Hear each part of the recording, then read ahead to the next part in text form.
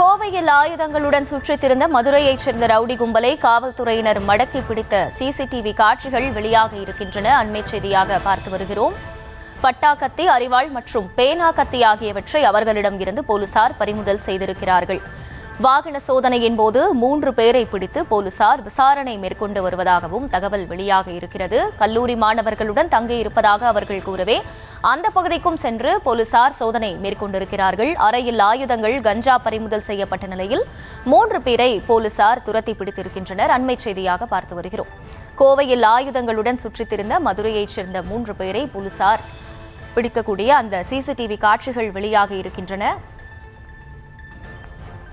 விவரங்களை செய்தியாளர் அருண் வழங்க கேட்கலாம். அருண், வணக்கம். இந்த சம்பவம் குறித்த முழு விவரங்கள் என்ன?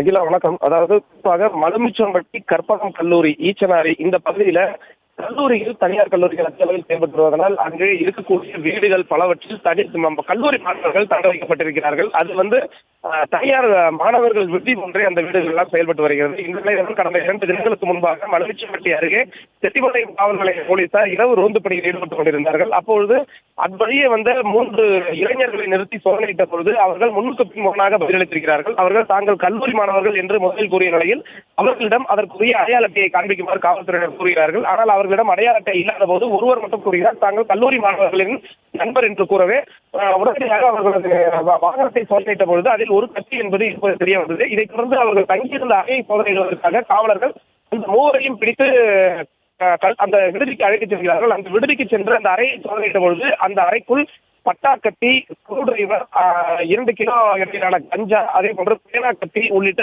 ஆயுதங்கள் என்பது இருப்பது தெரிய வருகிறது.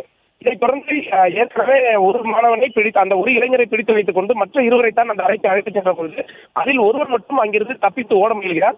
தப்பித்து ஓட உட்பட்ட பொழுது அங்கிருந்த காவலர் உடனடியாக அந்த இளைஞரை துரத்தி சென்று மடக்கி பிடித்து அவரை கைது செய்கிறார்.